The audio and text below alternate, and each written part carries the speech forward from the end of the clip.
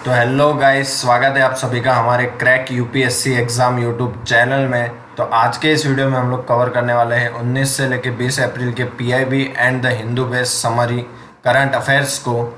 तो चलिए आज का वीडियो शुरू करते हैं।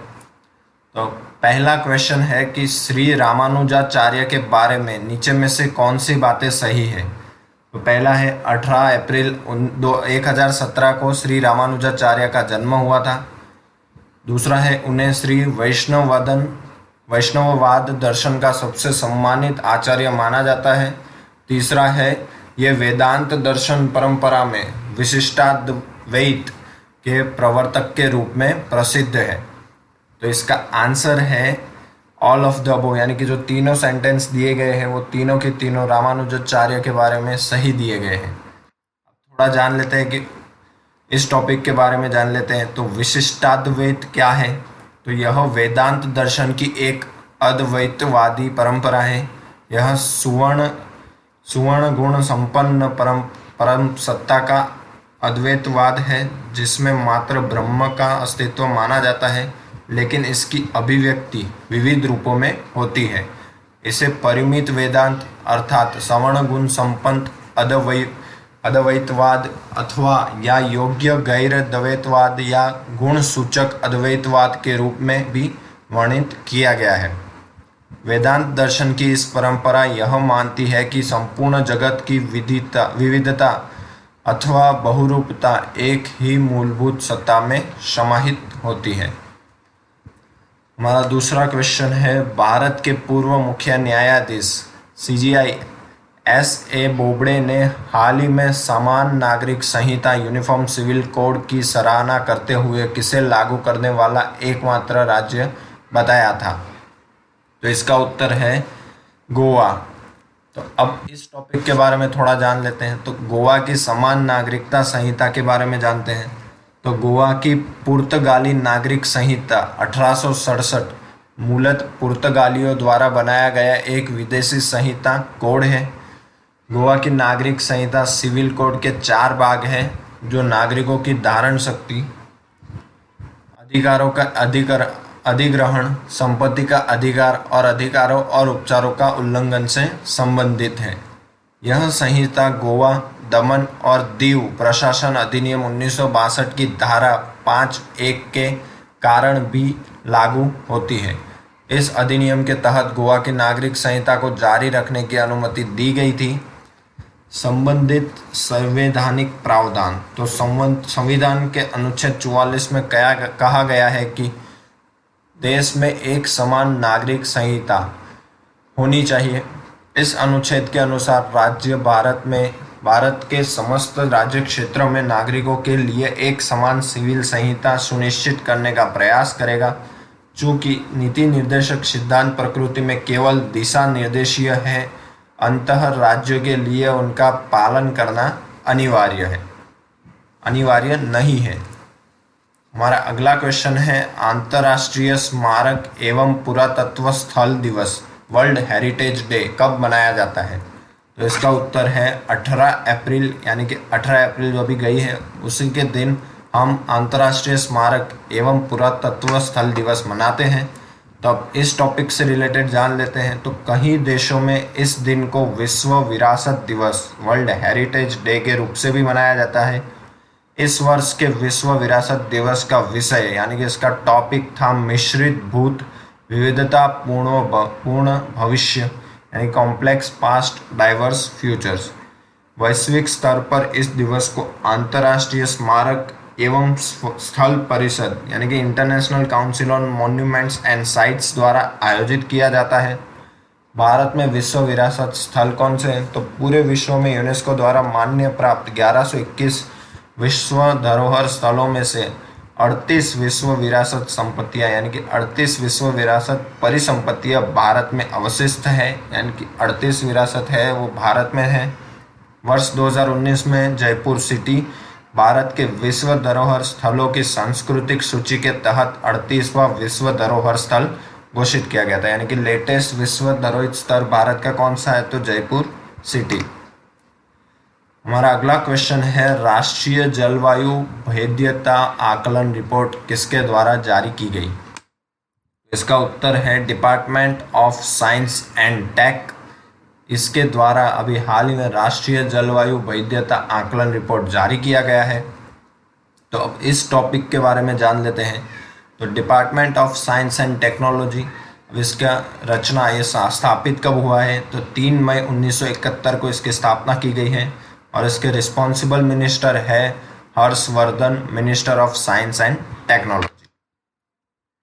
हमारा अगला क्वेश्चन है, मेघालय में बांस के वृक्षों पर रहने वाले भारत के पहले चमगादड़ को देखा गया है, तो उसका नाम क्या है?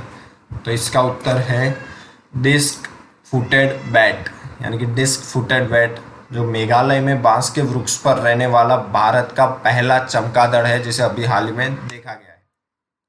तो इसकी फोटो तस्वीर यहाँ पे दिखाई गई है और इसके बारे में अब थोड़ा जान लेते हैं। तो हाल ही में भारत के मेघालय में बांस के वृक्ष पर रहने वाले भारत के पहले चमगादड़ को देखा गया है। इसके डिस्क पंजों का आंतरिक भाग चिपचिपा होता है। यह डिस्क फुटेड चमगादड़ यूडिस्कोपस डेंटिकुलस म्यांमार के अपने निकटतम ज्ञात निवास स्थान से लगभग 1000 किलोमीटर पश्चिम में स्थित नोंगखिलेम वन्य जीवन अभयारण्य के निकट मेघालय के लाईलाड क्षेत्र, यानी कि लाईलाड एरिया में डिस्क फुट बैट देखा गया है। अब मेघालय में देखा गया है तो मेघालय से रिलेटेड जान लेते हैं। तो मेघालय की कैपिटल है शिलोंग और मेघालय के करंट सीएम है कॉनराड सांगमा। चलते हैं अगले क्वेश्चन की तरफ। तो निम्नलिखित कथनों पर विचार करें, यानी कि पहला है कि सभी मानव रोगजनकों के बीच बैक्टीरिया अपने शरीर विज्ञान की वजह से एंटीबायोटिक दवाओं के लिए सबसे प्रतिरोधित हो जाते हैं। बैक्टीरिया यौन प्रजनन के द्वारा प्रतिरोधी जीन का आदान प्रदान नहीं करते हैं। उपरोक्त व्यक्तियों में से कौन सा गलत है? तो इसका उत्तर है दूसरा, बैक्टीरिया यौन प्रजनन के दौरान प्रतिरोधी जीन का आदान प्रदान नहीं करते हैं। अब इस टॉपिक के बारे में जान लेते हैं। तो सभी मानव रोगजनकों के रूप में बैक्टीरिया अपने शरीर विज्ञान की वजह से एंटीबायोटिक दवाओं के लिए सबसे प्रतिरोधित हो जाते हैं। चूँकि वो एक कोशीय होते हैं, इसलिए बैक्टीरिया में बहुकोशीय जीवों की तुलना में 3 जीन की संख्या कम होती है। इसलिए एंटीबायोटिक दवाओं के संपर्क में आने के परिणाम स्वरूप उनकी आनुवंशिक प्रणाली में थोड़ी सी भी परिवर्तन उनकी रोगजनक विशेषताओं को बदल देता है। और इसके अलावा चूंकि वह तेजी से पुनः पेश करते हैं एंटीबायोटिक प्रतिरोध बैक्टीरिया प्रजातियों का एक पूरी तरह से नया प्रकार बहुत ही कम समय में एक उत्परिवर्तक व्यक्ति से विकसित हो सकता है। बैक्टीरिया यौन प्रजनन के दौरान प्रतिरोधी जीन का आदान प्रदान भी करते हैं। हमारा अगला क्वेश्चन है, एशियाई वेट लिफ्टिंग चैंपियनशिप 2021 में महिलाओं के 49 किलोग्राम वर्ग में नया रिकॉर्ड किसने स्थापित किया है? तो इसका उत्तर है मीराबाई चानू। मीराबाई चानू ने अभी हाल ही में जो एशियाई वेट लिफ्टिंग चैंपियनशिप हुई है 2021 की, उसमें 49 किलोग्राम वर्ग में नया रिकॉर्ड स्थापित किया है। तब उस टॉपिक से रिलेटेड जान लेते हैं। भारत की मीराबाई चानू ने ताशकंद में एशियाई भारोत्तोलन चैंपियनशिप में शानदार 119 किलोग्राम भारोत्तोलन के साथ महिलाओं की 49 किलोग्राम क्लीन एंड जर्क में नया विश्व रिकॉर्ड बनाया है। वह 8 अगस्त 1994 को जन्मी भारतीय महिला भारोत्तोलक है। वह मणिपुर से है और वर्तमान में भारतीय रेलवे के साथ कार्यरत है। उन्होंने ग्लासगो में 2014 कॉमनवेल्थ गेम्स में मेडल और महिलाओं के 48 किलोग्राम भार वर्ग में सिल्वर मेडल जीता था। उन्होंने महिलाओं के 48 किलोग्राम वर्ग में 2016 में रियो ओलंपिक के लिए क्वालिफाई भी किया था। हमारा अगला क्वेश्चन है, हाल ही में पर्यटन मंत्रालय द्वारा देखो अपना देश श्रृंखला के अंतर्गत खाली जगह पर वेबिनार का आयोजन किया गया है। तो इसका उत्तर है खजुराहो मंदिर छतरपुर, यानी कि खजुराहो मंदिर छतरपुर पर वेबिनार का आयोजन किया गया है देखो अपना देश श्रृंखला के अंतर्गत। इस टॉपिक के बारे में जान लेते हैं। तो इसका संदर्भ है कि हाल ही में पर्यटन मंत्रालय द्वारा देखो अपना देश श्रृंखला के अंतर्गत खजुराहो में बने मंदिरों की वास्तुशिल्पी भव्यता पर वेबिनार का आयोजन किया गया था। देखो अपना देश वेबिनार श्रृंखला एक भारत श्रेष्ठ भारत अभियान के अंतर्गत भारत की समृद्ध विविधता को प्रदर्शित करने का प्रयास है। खजुराहो के मंदिरों पे बनाया गया है इस बार वेबिनार, तो उससे रिलेटेड जान लेते हैं। तो खजुराहो के मंदिर देश के सबसे खूबसूरत मध्यकालीन स्मारकों में शामिल है। इन मंदिरों का निर्माण 950 से 1050 ईस्वी के मध्य चंदेल शासकों द्वारा किया गया है। इन स्मारक मंदिरों में हिंदू और जैन धर्म से संबंधित मंदिर शामिल है। यह मंदिर स्थल विंध्य पर्वत श्रृंखला के भीतर स्थित है और नागर शैली के वास्तुशिल्प प्रतीक के रूप में प्रसिद्ध है। इन मंदिरों को यूनेस्को द्वारा वर्ष 1986 में विश्व धरोहर स्थल का दर्जा प्रदान किया गया है। यह मंदिर अपनी कामोददीपक मूर्तियों के लिए विश्व विख्यात है।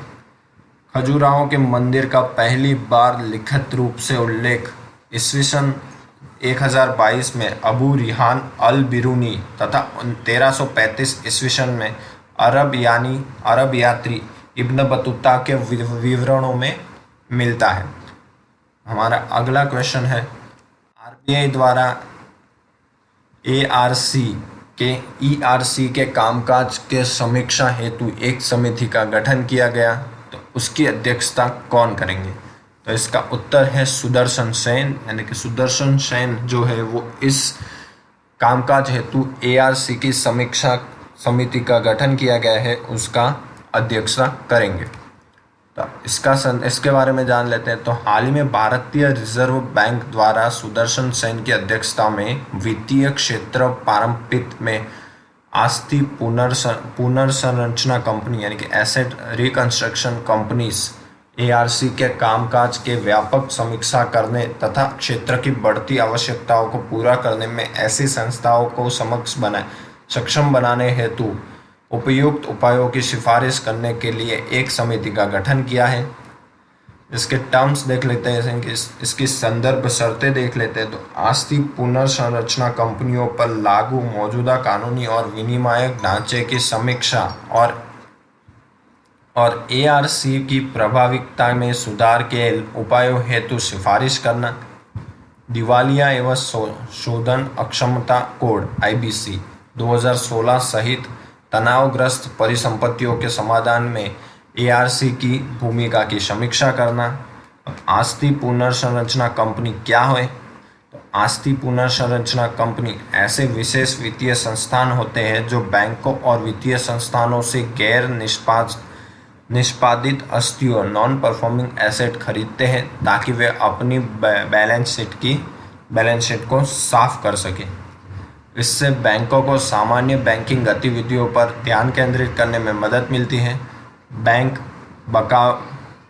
बकायेदारों पर अपना समय और प्रयास बर्बाद करने के बजाय आस्ति पुनर्संरचना कंपनी को पारस्परिक रूप से सहमत कीमत पर अपनी गैर निष्पादित आस्तियों को बेच सकती है। आस्ति पुनर्संरचना कंपनी अथवा एआरसी आरबीआई के अंतर्गत पंजीकृत होती है।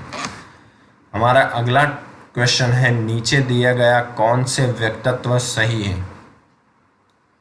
तो पहला है, सारफेसी अधिनियम में वर्ष 2016 में किए गए संशोधन के अनुसार किसी आस्ति पुनर्संरचना कंपनी के पास न्यूनतम 2 करोड़ रुपए की स्वामित्व निधि होनी चाहिए।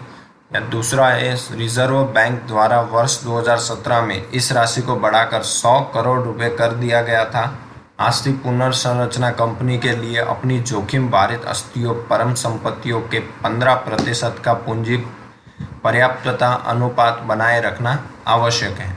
तो इसका उत्तर है दोनों। तो अब इस टॉपिक के बारे में जान लेते हैं, यानी कि हमने पहले ही देख लिया है गाइस कि एआरसी क्या होता है। जैसा कि मैंने आपको समझाया कि एआरसी के बारे में पूरी डिटेल दे दी गई है, तो आप एक बार फिर से पढ़ सकते हो। चलते हैं अगले क्वेश्चन की तरफ। तो हमारा अगला क्वेश्चन है, हाल ही में वाणिज्य एवं उद्योग मंत्री द्वारा किसकी शुरुआत की गई है? तो इसका उत्तर है startup India seed fund scheme.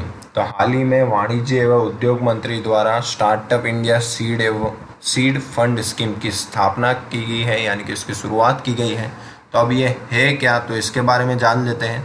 तो स्टार्टअप सीड फंड के बारे में जानते हैं। तो इस फंड का उद्देश्य स्टार्टअप्स की अवधारणा, प्रोटोटाइप विकास, उत्पाद परीक्षणों, बाजार में प्रवेश और व्यवसायीकरण के प्रमाणीकरण को वित्तीय सहायता प्रदान करना है। पूरे भारतवर्ष में पात्र इनक्यूबेटरों के माध्यम से पात्र स्टार्टअप को बीज का वित्त पोषण प्रदान करने के लिए 945 करोड़ की राशि का विभाजन अगले 4 वर्षों में किया जाएगा। इस योजना में 300 इनक्यूबेटर्स के माध्यम से अनुमानित रूप से 3600 स्टार्टअप्स को सहायता प्रदान करने की संभावना है। अब इसका नोडल विभाग उद्योग संवर्धन और आंतरिक व्यापार विभाग है। इसका महत्व देख लेते हैं। तो स्टार्टअप इंडिया सीड फंड योजना SISFS आवश्यक मूल वित्त पोषण सुनिश्चित करने, नवाचार प्रोत्साहन, परिवर्तनकारी विचारों का समर्थन, कार्यान्वयन को सुविधाजनक बनाने और स्टार्टअप क्रांति की शुरुआत करने की दिशा में महत्वपूर्ण काम करेगी। इस योजना के माध्यम से विशेष रूप से भारत के द्विस्तरीय और त्रिस्तरीय शहरों में एक मजबूत स्टार्टअप पारिस्थितिक तंत्र का निर्माण होगा। ये शहर प्रायः आवश्यक धन से वंचित रह जाते हैं। इसके डिपार्टमेंट ऑफ मिनिस्टर कौन है? तो डिपार्टमेंट ऑफ मिनिस्टर है पीयूष गोयल।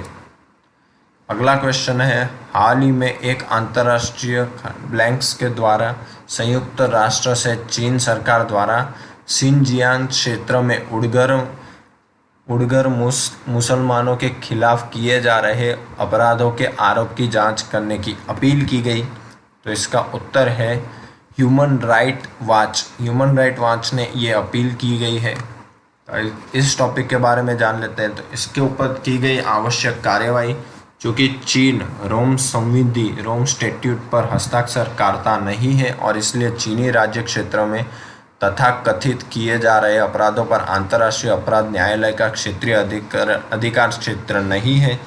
चीन द्वारा चीनी अधिकारियों के खिलाफ की जाने वाली किसी भी कार्यवाही को रोकने हेतु संयुक्त राष्ट्र सुरक्षा परिषद के सदस्य के रूप में अपनी वीटो पावर का उपयोग किया जा सकता है।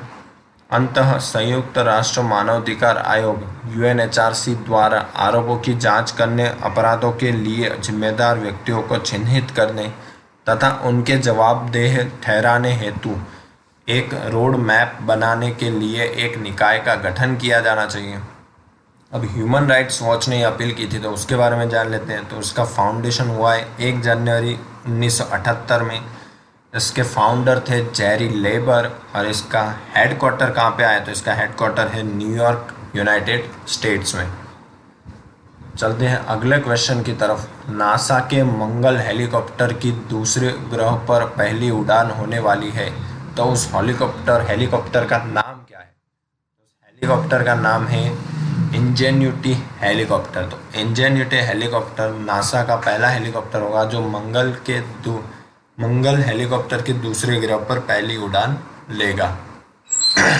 अब नासा के बारे में जान लेते हैं। तो नासा का पूरा नाम है the national aeronautics and space administration. इसकी स्थापना हुई है 29 जुलाई 1958 में यूनाइटेड स्टेट्स के द्वारा। इसके हेडक्वार्टर्स आए हैं वॉशिंगटन DC, यूनाइटेड स्टेट में, और इसके संस्थापक यानी कि फाउंडर थे ड्वाइट D एसेनहोवर। इसके बारे में अब आज के करंट अफेयर्स के कुछ फैक्ट्स जान लेते हैं इस वीडियो के रिलेटेड। तो वंदे भारत मिशन जिसके तहत कोविड-19 और परिणामी लॉकडाउन के कारण विदेशों में फंसे भारतीयों को पिछली 7 मई से वापस लाना शुरू किया गया था। किसी भी देश द्वारा शुरू किए गए नागरिकों के सबसे बड़े निवर्तन निकास में से एक बन गया है। अब तक एयर इंडिया समूह द्वारा 18,19,734 यात्रियों को वापस लाने के लिए 11,523 अंतर्ग्रामी इनबाउंड उड़ानें भरी गई है तथा 13,68,457 यात्रियों को देश से बाहर ले जाने के लिए 11,528 अन्य देश के जाने वाले यानी कि आउटबाउंड उड़ानें भरी गई हैं। अब वंदे भारत मिशन के तहत इस बड़ी संख्या में हवाई मार्ग से स्थानांतरण करने वाले राष्ट्रीय वाहक को इसके budget career air India express द्वारा सहायता प्रदान की गई है। गाइस, आज के वीडियो में इतना ही। अगर आपको वीडियो अच्छा लगा हो तो लाइक कर देना, अपने फ्रेंड्स के साथ शेयर कर देना और आगे ऐसे वीडियो देखने के लिए हमारी चैनल को सब्सक्राइब कर दीजिए। Thank you so much.